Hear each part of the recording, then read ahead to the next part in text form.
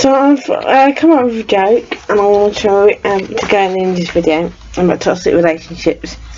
So here we go. So a man says to his wife, "I love you, but you look like a lady of the night." And she says, "Why? Do I look like a vampire as I love True Blood?" And he says, "No, you look like Julia Roberts in Pretty Woman." And she says, "Well, at least you recognise my acting skills."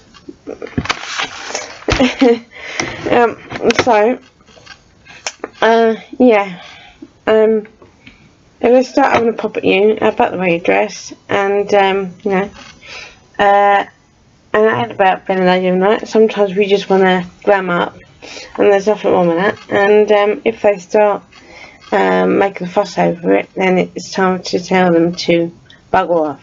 So take care, and bye bye. So this video is going to be about toxic relationships. So there are some people who are lovely and have your back and think the world of you and appreciate everything you do, and then there are people who are the opposite of that. They want to control everything you do, want to know where you are all the time, and want to follow your every move. And when it gets like that, it's time for you to get out. And I really want to see if I can come up with a joke about it. Well, I can't in a minute, but if I do, I will put one in. Because I want these videos to be on serious subjects, but also I want to not make them too serious, but still relevant, and because that's how I like to do things, and it's having a sense of humour that's helped get me through the tough times as well as the good times in my life. And but toxic relationships, the key things you will start to see is triggers when you've been in many toxic relationships, because sometimes we become unaware of the toxic relationships you've been in, and so then when you've seen it from the outside, you look and think, bloody hell, that wasn't a good friendship at all, or that wasn't a good partnership, because those who want to control everything are the ones which you need to be very careful of, because they're the kind of ones that as soon as you turn your back, they want to put a knife in your back. When I I've been around the planet for 42 years, even though I still think, I'm 21. Sometimes, or like this morning, for like 100, but that's life. Is that the one trigger I would say is if they start to call you repeatedly throughout the day, if they want to know where you are all the time, because there's a difference between looking after somebody and someone who wants to control someone. When somebody wants to look after you, they just want to hold you, and so they can't hold you anymore. Stop, bad things coming your way, and just want you to thrive, but not let those who want to use you as a chance for them to take control of something else again. The people that want to look after you are the ones that want you to thrive, but they want to protect you at the same time. But then the ones who want to control you they will start to perhaps hack into your phone, or start gaining access to your emails, which is none of their business. At the end of the day, everybody has a right to have a private life, whether you're a daughter, mother, sister, auntie, brother, uncle. Everybody deserves to have their own life and be able to come and go as they please, and that's how I see it. As soon as you get someone who wants, to have breakfast at a certain time, think that's staying in bed all day isn't, having a life. People need to understand that just because that's the way you live doesn't mean that's how everybody should live. And in the end of the day, if we were all the same, it would be a very boring world. So it's important for your own identity to do what you want to do, not what somebody else wants to do. And when you get somebody who wants to control everything from the moment you get up out of bed to the moment you go to sleep, then you know it's starting to become toxic and become a bit creepy and could turn into further issues like violence and not even being able to go out anywhere. So if you do, sense of triggers, the other one is where they'll be all nice and friendly to you in your, when you have people around and make out they've got your back and they're alive and so the party along with you, and I love the fact that you're chatty. And then as soon as those people leave, they turn on you and they put down everything you said and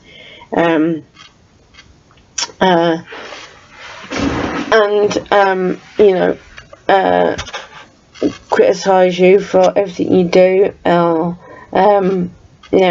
just want to have a pop at you.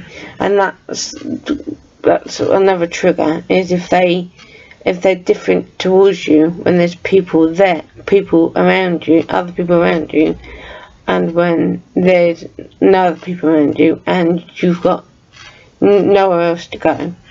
So more sense, they're the kind of people who will try and trap you, and the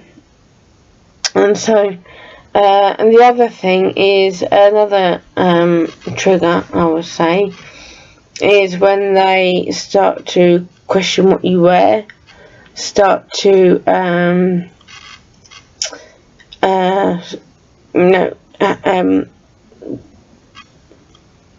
a pop at your livelihood. Because I was in a relationship, I've been married, it was I'm hoping by the end of this year I'll be married again.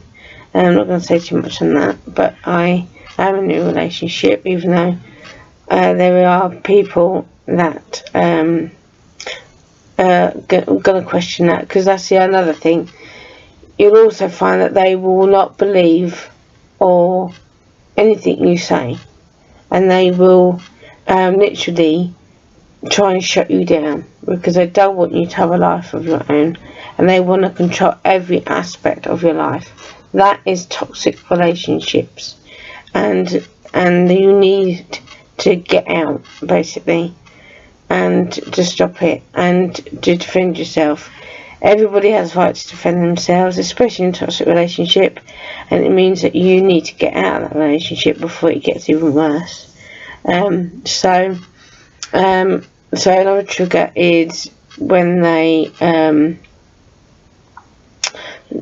try to manipulate and don't take anything you say and just want to go against you no matter what you say. Even if you say it's black, they say it's white. If you say it's raining, you're saying no, it's sunny. Do you know what I mean? They just want to argue with you all the time.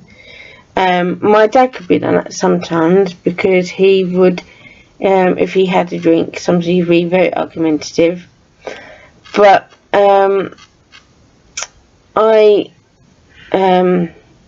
I do miss my dad, and my dad died quite a couple of years ago now, and I never got to see him before he died, and that does make me sad.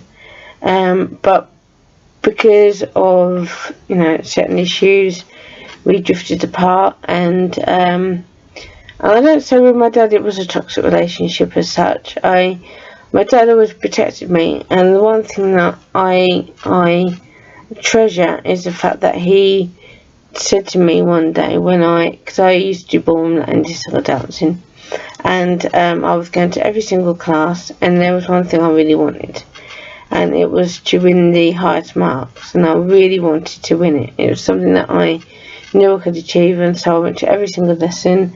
I didn't miss a lesson. I did my exams, and I did. In my final year, I won the cup for the highest marks, and he turned around, because I won the children's one year foot, and said that he was really proud of me, and that really meant a lot to me, because out of all because he could take the mick at me. My dad was a piss taker, a bit like me sometimes. If I know somebody's getting on back, I will take the piss out of them, you know, and so, you know, that means the world to me. And even though sometimes it could be, you know, my dad could be, you know, I suppose seen as a bully in a way, I know he always had my back, and he did agree with some of the things I said, and did laugh at the things I said, and wouldn't put on a front for other people. And that's the other thing, as I say, and some of them will sort of put on an appearance that they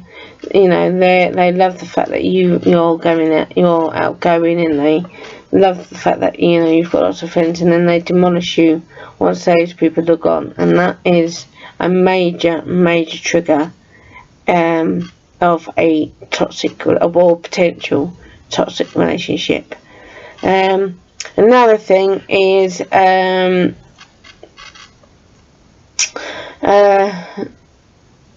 threatening you in your sleep. Now, I experienced this. I'm not going to go too into it, but that was happening, and at first I thought perhaps I'm dreaming it, but then it happened quite a few times, and then I just flipped one night, and I said, if you do that again, I'm either gonna get the fuck out, pardon my language, or you stop fucking doing that. Otherwise, I will threaten you and give you the biggest wallop of your life, so you won't do it again. And I've got to say, when I did that, it stopped.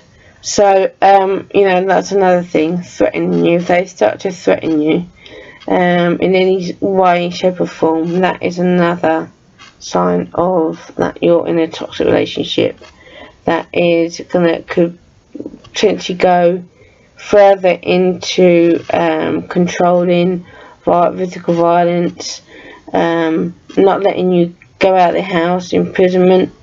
So if you have any of those triggers, then get help and get out.